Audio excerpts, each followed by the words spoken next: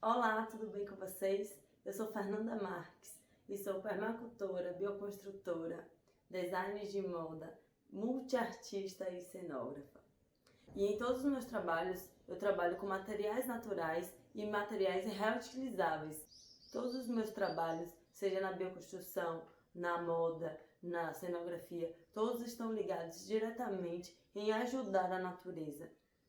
O que eu faço é transformar os resíduos gerados pelo ser humano em arte.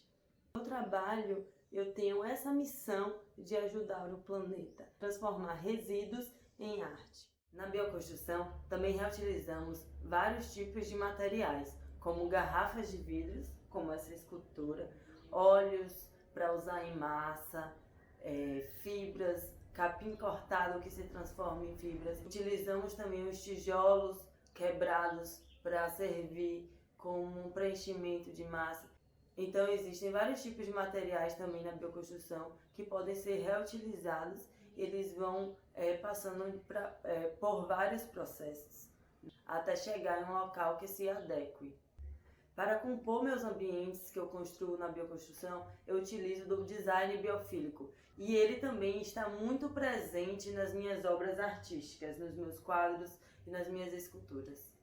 Nos meus painéis artísticos, eu também sempre venho trazendo elementos biofílicos, elementos da natureza, que compõem a natureza, para dar conforto, harmonização no ambiente. Então, com a arte, ganhamos tanto fisicamente quanto psicologicamente. Na bioconstrução, eu trabalho com os materiais naturais, com terra, fibra, areia, onde eu também eu ligo esse trabalho com os meus painéis artísticos, com os meus relevos, com meus quadros, como vocês podem ver aqui. Este é um quadro que eu vou estar mostrando para vocês os vídeos de como ele foi feito, de todo o processo. E eu também reutilizo materiais para compor esses quadros, como esse aqui que foi utilizado, tela de arame usado também, terra, que é um elemento onde eu busquei na natureza, e areia. E relacionando com esse trabalho que eu vou mostrar desses quadros, desses materiais, eu fiz essa escultura. Vocês vão perceber que todos esses materiais, dessas esculturas, eu achei jogados pela cidade, Isso aqui era uma bandeja eu acho que era de bolo, estava até sujo de bolo, Eu reutilizei alguns arames, reutilizei a garrafa que eu achei também na rua. E alguns elementos também são necessários que a gente compre, Muitas pessoas também acham que, vou fazer arte com material reciclável, não vou gastar dinheiro nenhum. Isso é um mito. Para a gente transformar, a gente também precisa comprar materiais para compor toda a técnica e a obra, Então, para relacionar os meus trabalhos, para trazer uma oficina aqui, eu fiz essa escultura que tem a função de ser um pendurador de brincos, Para levar isso aqui para eventos onde eu possa estar expondo os meus brincos. E para trazer mais semelhança aos meus trabalhos e mostrar que tudo está ligado, eu fiz essa escultura para colocar os brincos que são feitos com os resíduos das peças da minha marca de roupa Floresta Urbana. A Floresta Urbana, ela tem 3 conceitos. O multiuso, que são as peças que são as peças que têm mais de uma função. Então, por exemplo, é uma calça que vira uma saia, que vira um vestido. É uma calça que vira uma canga e vira uma bolsa. Um vestido que vira uma saia e vira um kimono. Então, todas as peças têm mais de uma função para diminuir o consumo excessivo que nós fomos criando com o passar do tempo e reduzir os impactos também. E fazer com que as pessoas tenham menos peças no seu guarda-roupa e assim criem um valor afetivo pela sua peça, Podendo usar diversas vezes e não deixando simplesmente no seu guarda-roupa para um momento, por um momento especial. Não, a Floresta Urbana quer que você utilize e quer que você crie novas possibilidades e novas formas de uso. Daí entra o segundo conceito da Floresta Urbana, que é o faça você mesmo. Com todas essas funções das peças, eu quero que minhas clientes e meus clientes, eles mexam nas suas peças, eles recriem as peças, então inventem novas formas de uso, né? E aí vem o terceiro conceito, que é o slow fashion, que é uma produção lenta e com determinadas vendas eu vou produzindo mais peças. Então relacionei todos os meus trabalhos e nessas obras para vocês verem como tudo se encaixa e tudo dá para se recriar, reutilizar e ressignificar. Espero que vocês gostem das oficinas, dos vídeos que eu vou mostrar a seguir e espero também e acredito que vocês possam fazer o que quiser com suas mãos e possam também criar suas multi-artes, suas invenções, possam mexer, tocar nesses resíduos e transformá-los. Porque a ideia é essa, é transformar o lixo, transformar o que é gerado de ruim para a natureza e ser transformado em artes. Transformar o que é jogado na natureza e, na verdade, uma salvação para o nosso planeta. Porque se continuarmos dessa mesma forma, com esse exagerado consumo, com esse exagerado tudo, nós não vamos para frente, nós não vamos conseguir ver o futuro que queremos. Então nós temos que dar as mãos e transformar e ressignificar todos esses padrões que foram causados a gente nesses milhares de anos. Será que quem sabe ler essas palavras? Proibido jogar lixo. Obrigado. 7 bilhões de seres humanos produzem anualmente 1,4 bilhão de toneladas de resíduos sólidos urbanos, uma média de 1,2 quilos por dia per capita. Quase metade desse total é gerado por menos de 30 países, ou mais desenvolvidos do mundo. Esse número é assustador e eu não consigo ver a gente no futuro vivendo naturalmente com esses números, continuando os mesmos hábitos e fazendo as mesmas coisas. Estou aqui agora procurando alguns materiais para fazer uma arte, né? E aí a gente vê o quanto de lixo, quanto de materiais, de resíduos são jogados fora, sem nenhum tipo de pensamento. Onde vai parar, né? Qual o destino? Se é um destino útil. Olha que tristeza. A gente vê tanto resíduo sem destino jogado na natureza.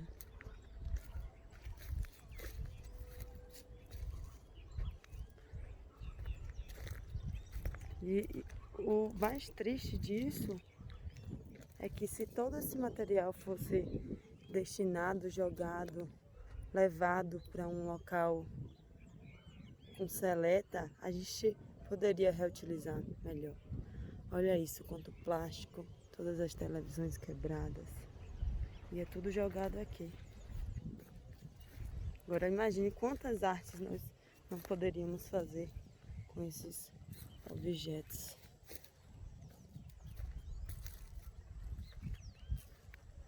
Triste.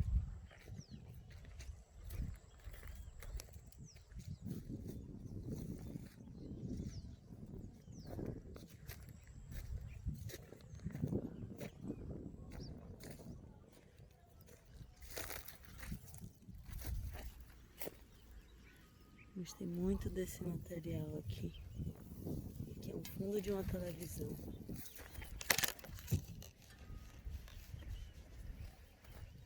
Vou conseguir tirar.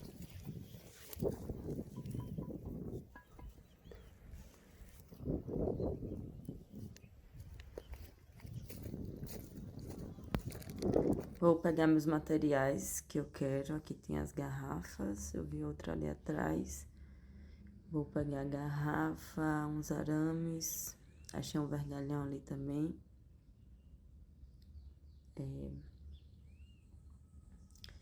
E aí, logo após pegar todos os meus materiais, eu vou começar a dar início à minha massa.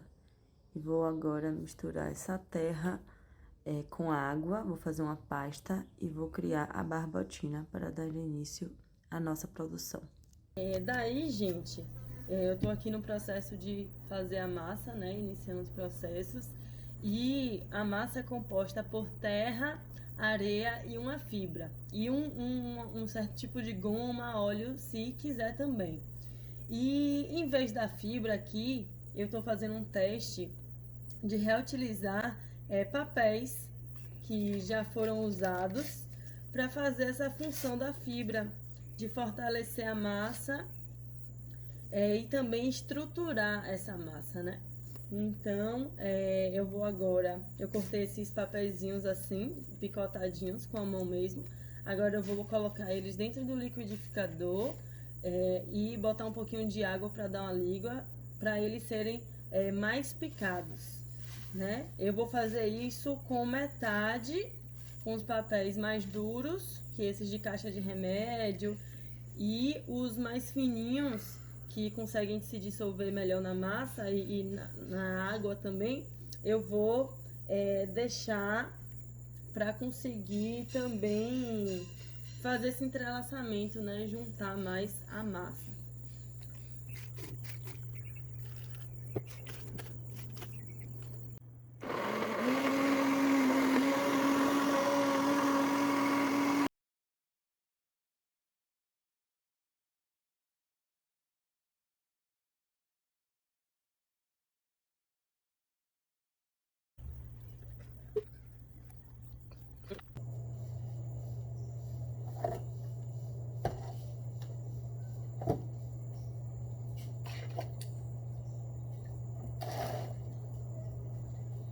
Aí agora, bati a barbotina mais uma vez.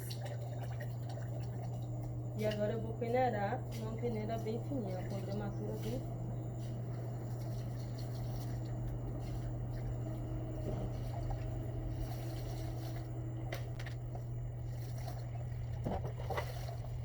Aí, gente, acabei de peneirar tudo. Aqui é o resíduo da barbotina. E aí, gente, uma informação legal pra gente pensar também antes de fazer a massa é o tanto de água que você coloca na barbotina. Ele tem pontos a favor e contra botando bastante água. Aqui eu coloquei bastante água porque eu estou fazendo um processo sozinha.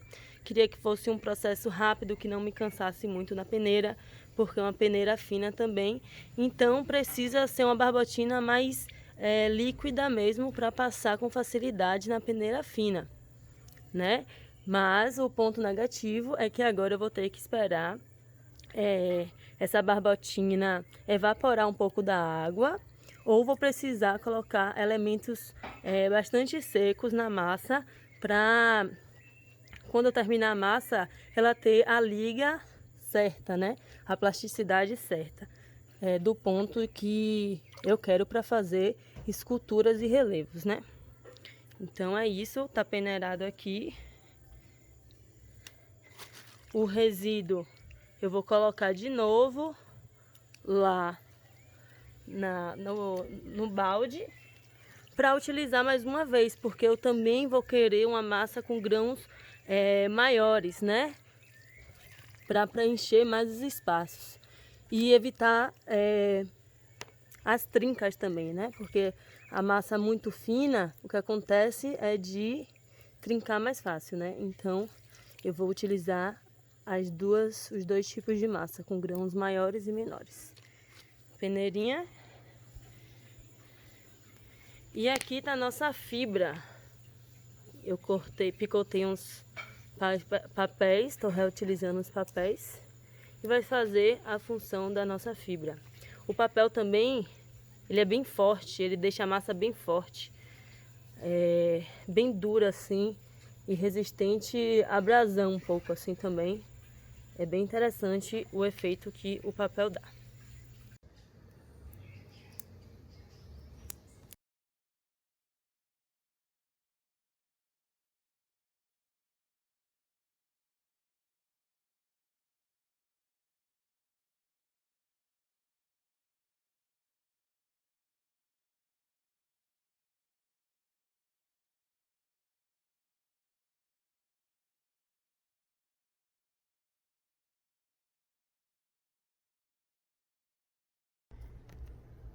Vamos lá. Vou começar agora com essa massa aqui, com os grãos maiores. E vou utilizar aqui esses materiais, ferros, canos. Comprei arame e comprei cola como aglutinante para dar uma liga melhor e arame para estruturar. Bora lá.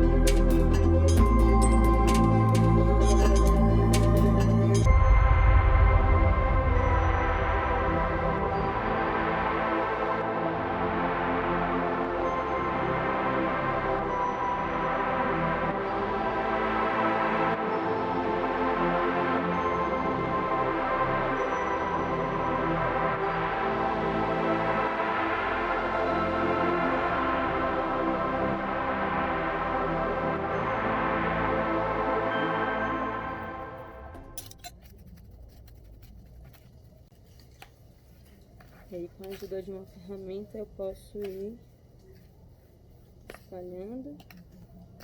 Posso ir com a mão também.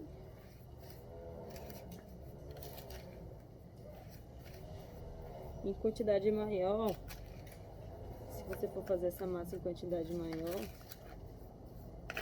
a cola vai ser bem, às vezes, difícil de mexer. Então, sempre legal amassar com os pés mesmo, para conseguir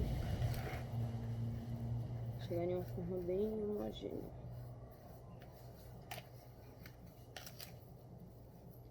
E aí eu botei a cola e olha aqui, o poder da cola realmente tá bem mais grudento, consigo ouvir. Ele gruda um pouco assim na minha mão, o que é bom, né? Então é isso, a nossa massa está pronta. Está pronta.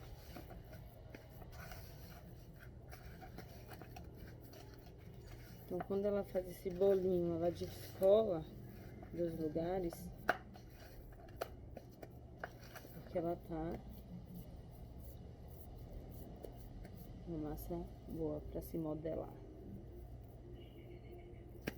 Então a gente vai agora começar aqui. Eu vou molhar primeiro a superfície.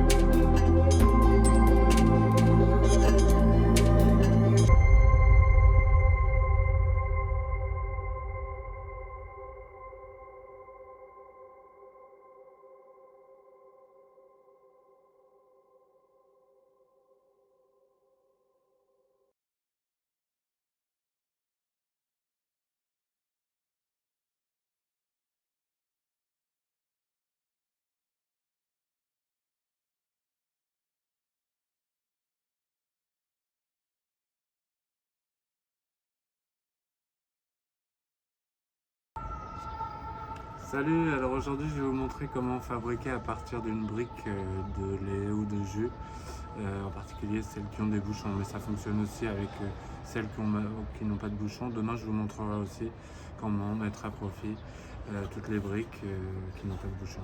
Alors première étape, il faut couper le fond de la brique. Vous prenez la brique, les ciseaux comme ceci, et vous allez aménager un petit trou qui va vous permettre de couper le fond de la brique comme ceci.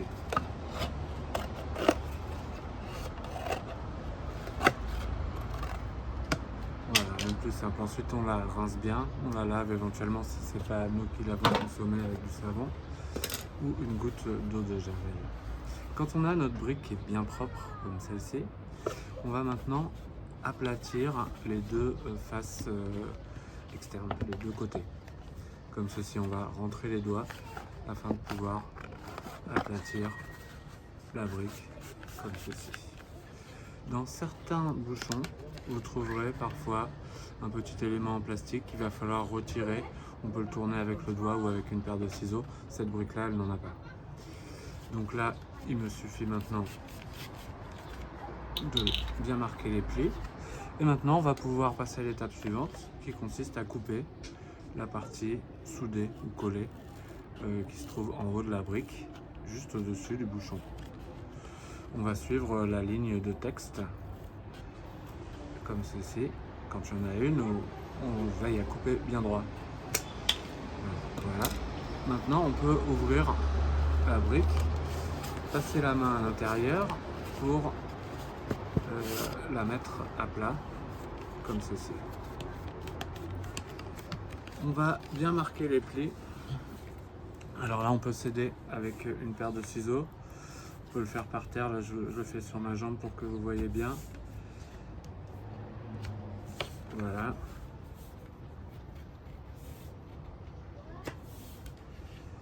C'est fait, les plis sont bien marqués. Maintenant, on va pouvoir égaliser cette partie que j'ai coupée un peu grossièrement la première fois parce qu'il y avait plusieurs épaisseurs de carton. Là, je peux la couper bien nette.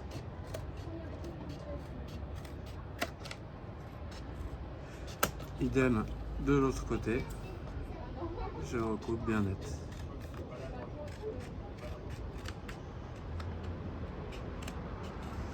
Et voilà. Donc là, on a un beau rectangle. Maintenant, vous voyez, c'est parti. On va les plier chacune en deux au milieu de chaque côté afin de réaliser des soufflets qui vont permettre à notre porte-monnaie de contenir plein de sous, évidemment. Alors, on veille ici à équilibrer le pli. Là, par exemple, il n'est pas tout à fait équilibré, mais je vais ajuster pour que ça soit bien équilibré, comme ça. Même chose de l'autre côté. Je veille à bien équilibrer mon pli. Je fais la même chose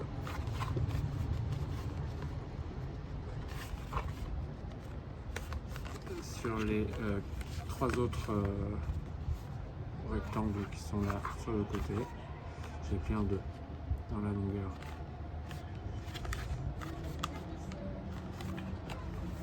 Le dernier.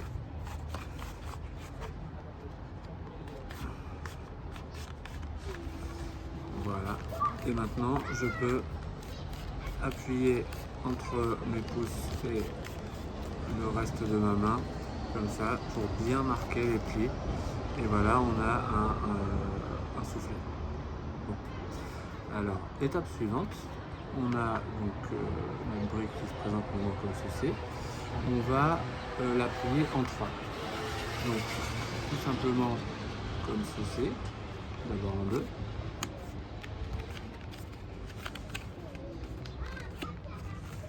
Voilà. Alors là, on va bien marquer les plis, surtout à cet endroit-là, parce qu'il y a plusieurs épaisseurs de carton pour que ça soit bien plat. En pliant, vous remarquez peut-être, je vais vous l'approcher pour que vous voyez bien, on a créé un petit décalage ici. Cette partie-là dépasse par rapport à cette partie-là. On peut rattraper en coupant tout en douceur, comme ça, la petite partie qui dépasse. Voilà. On peut s'y reprendre plusieurs fois, éventuellement, pour que ça soit bien net. Maintenant, on va ici couper ici et ici, ici un rabat et ici le fermoir de notre brique. On ne va pas se servir de cette partie-là du soufflet, donc on va maintenant la découper. Pour ce faire, on va se placer comme ceci et on va couper les deux tranches extérieures de chaque côté jusqu'à arriver exactement à ce niveau-là.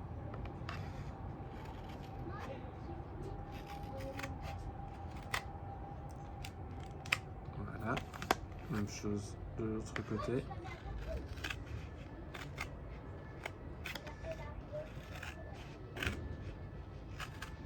Comme ceci. Maintenant, on va ouvrir tous les plis, on va déplier tous les plis qu'on a fait jusqu'à présent. Et on va ouvrir un petit peu ces deux parties sans toutefois marquer les plis.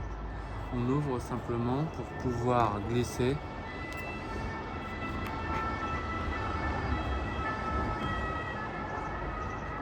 bonne chance aux ambulanciers. Donc pour pouvoir glisser des ciseaux afin de découper cette partie. C'est une chute, elle est tombée, c'est pour ça que ça s'appelle une chute. Même chose de l'autre côté. Alors les chutes, on peut les mettre à profit, hein. On va pouvoir faire une grenouille avec. Je vais vous montrer demain peut-être, si vous êtes toujours avec moi, comment fabriquer une grenouille à partir d'un morceau de carton. Maintenant, nous avons découpé les parties du soufflet qui ne nous intéressent pas. On va replier comme ceci tous les plis. On obtient donc cette forme. Cette languette dont je vous parlais à l'instant, on va la réduire un tout petit peu en longueur en découpant cette partie-là qui chute et en biais comme ceci et qui donne de l'autre côté. On peut retourner pour faire toujours le geste dans le même sens, on va être plus à l'aise. Voilà. Donc maintenant cette languette, on va pouvoir la glisser comme ceci dans l'autre poche de notre porte-monnaie de telle manière à ce que ça relie les deux poches et que là on a donc deux poches avec les soufflets et ça peut contenir beaucoup de soupe évidemment. Dernière étape, on enfonce bien la languette et quand ça se présente comme ceci, on va pouvoir fermer notre porte-monnaie. Et là, on va tirer la languette le plus bas possible, sans forcer toutefois. Et avec les pouces, nous allons marquer la trace du petit cercle où va venir se loger le bouchon qui va nous permettre de sécuriser les sous qu'on a mis dans notre porte-monnaie. Donc là, on voit un petit peu le cercle. C'est ce cercle qu'on va découper.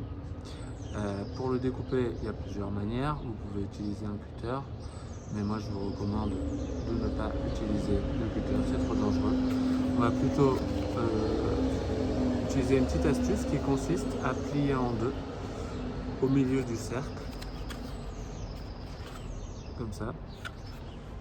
Et maintenant, avec les ciseaux, on va couper le demi-cercle qu'on obtient en le coupant légèrement à l'extérieur de telle manière à ce qui rentre dans le pas de vis.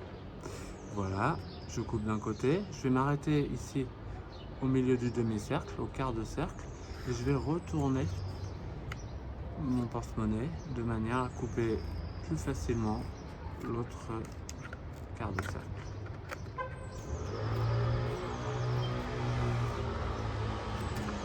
Maintenant on peut déplier cette pli, on vérifie, alors le rond n'est pas parfaitement rond, on va quand même vérifier est-ce que ça rentre. Ça va, ça rentre. Donc au besoin on peut agrandir un peu le rond. Et maintenant on peut, dernière étape, faire en sorte que ce rabat soit plus joli et n'accroche pas dans la poche en découpant le bord qui est un peu doublé et par exemple en taillant, en arrondissant le bord de cette manière avec des petits coups de ciseaux et en faisant tourner les ciseaux, on arrive très facilement à faire quelque chose de joli.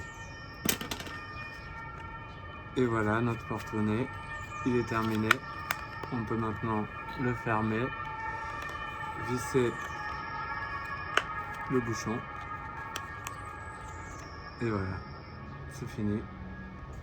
On peut maintenant aller chercher du pain à la boulangerie, payer avec notre billet et on peut déjà commencer à refermer notre porte-monnaie pour que la boulangère nous rende notre petite pièce. On va la mettre ici et hop, on n'a plus qu'à fermer notre porte-monnaie. À bientôt les amis, salut. Salut les amis, aujourd'hui je vous propose d'apprendre à fabriquer une toupie et une poubelle de table à partir d'une canette en aluminium ou en fer blanc. L'aluminium vous le reconnaissez parce que ça brille. paire de ciseaux. Première étape, pour percer la canette, on place les ciseaux à quelques millimètres de l'angle et on met le pouce sur le milieu de la lame et on fait un petit geste comme ça, ou deux petits gestes. On incline un peu les ciseaux et la lame va rentrer très facilement. On enfonce jusqu'au bout et on va couper maintenant. Bien net. Alors, on n'arrive pas à couper vraiment net au premier tour de ciseaux, donc on va refaire un deuxième tour.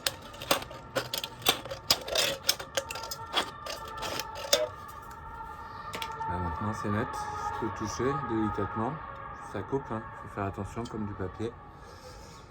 C'est la tête dont on va se servir pour faire la toupie. Là aussi il suffit de couper bien net, donc de prendre son temps.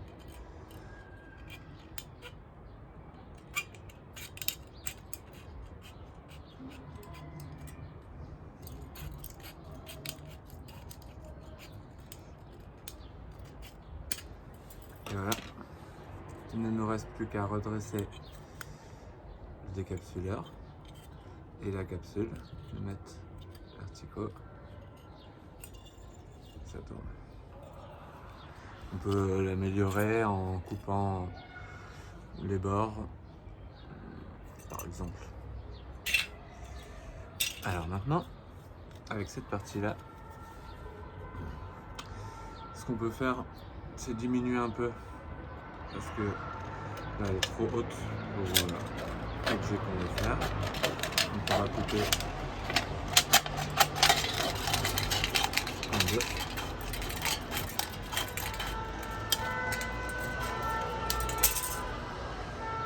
Comme ceci.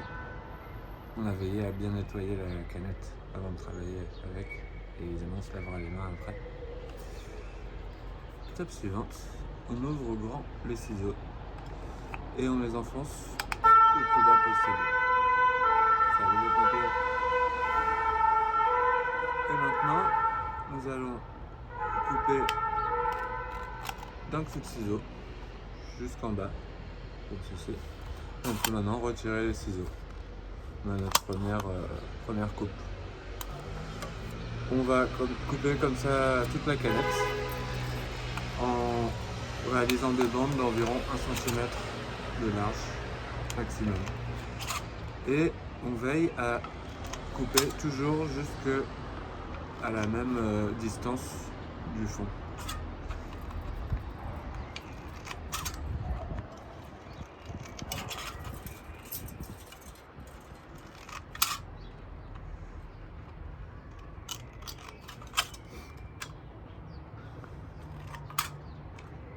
C'est un classique de l'artisanat de récup. J'ai appris au Brésil. C'est une technique qui existe dans beaucoup de pays, qui permet à des gens en difficulté de gagner un peu d'argent en proposant leurs œuvres, leurs réalisations dans la rue.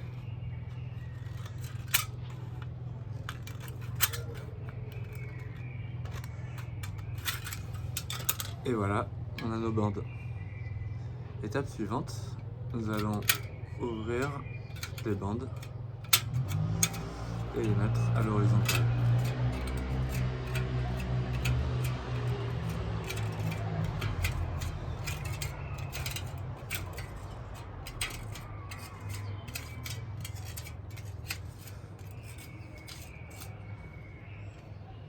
On obtient un joli soleil.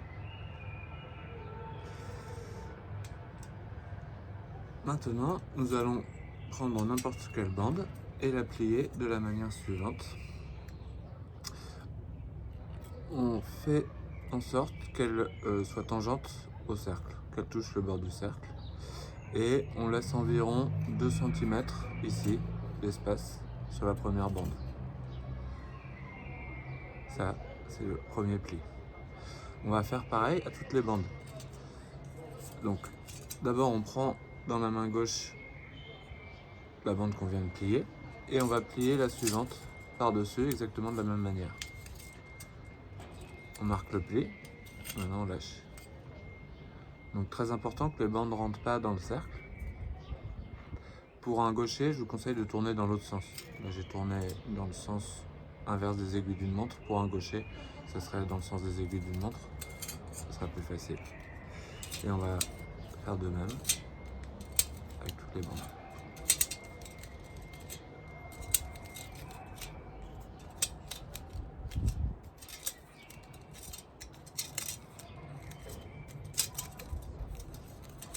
Petit avertissement, pour les canettes en acier,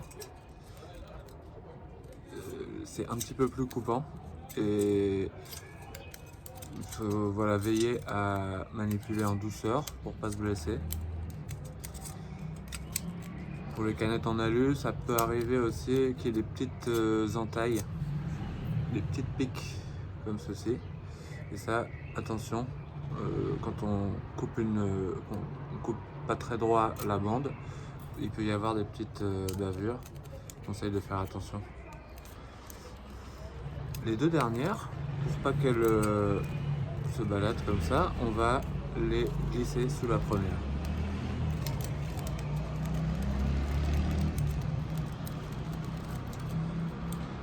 C'est fini. À bientôt les amis. Pour commencer, nous allons faire un petit trou dans la bouteille, comme je vous ai montré il n'y a pas longtemps.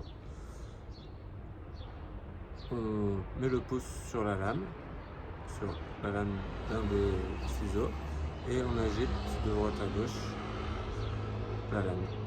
Et sans forcer, en quelques secondes, nous allons réussir à percer un petit trou dans la bouteille.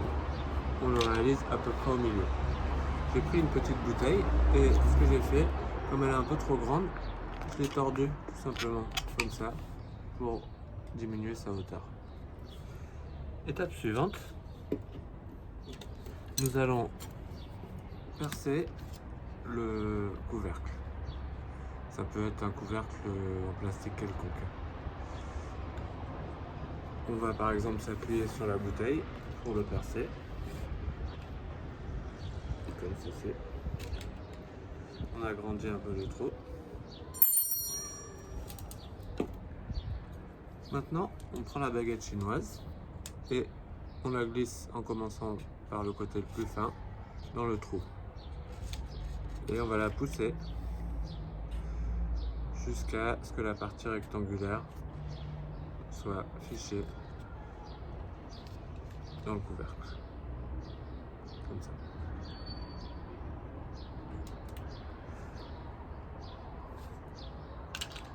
Maintenant, on prend un bouchon et on perce un ou deux trous dans le bouchon, comme je vous ai montré la dernière fois, par exemple avec l'aiguille. On prend le bout de ficelle, environ 2-3 mètres.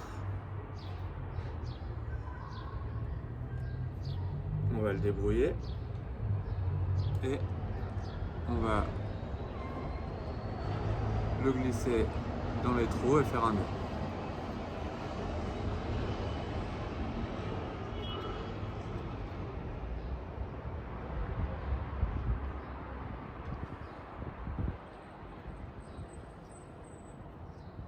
Un double nœud.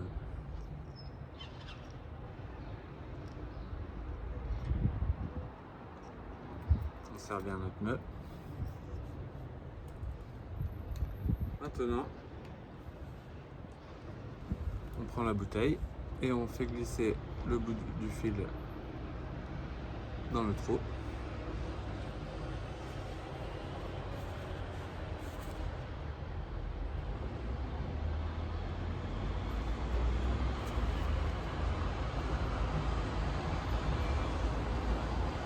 Et on va le faire sortir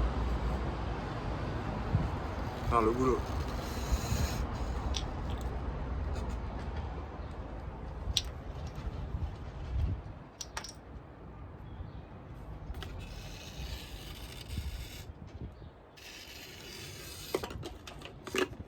Voilà. Maintenant, on va prendre cette partie-là et on va faire un nœud avec le fil autour de la baguette chinoise, à peu près au milieu de sa hauteur. Là encore, on va faire un double, voire même un triple nœud. Et on va bien le serrer. Alors pour bien le serrer, ce qu'on peut faire, c'est se mettre par exemple sur sa jambe. Et on va mettre le nœud en dessous de la baguette. Appuyer. Pour pouvoir faire le deuxième nœud.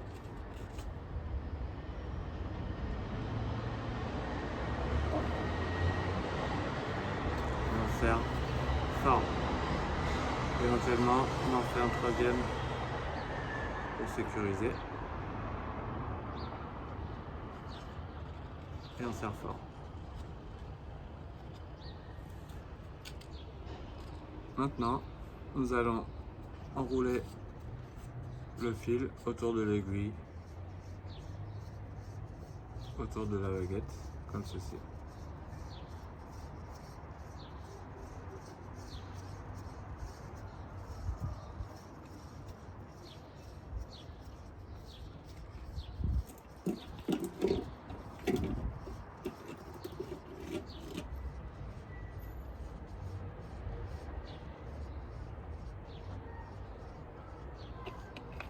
Et voilà, il ne nous reste plus qu'à placer la baguette dans la bouteille.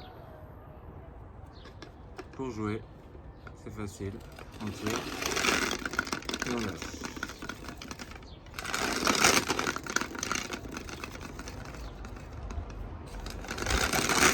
Alors c'est comme le vieux, hein, il faut que ça se fasse, il faut que ça se mette dans le bon sens.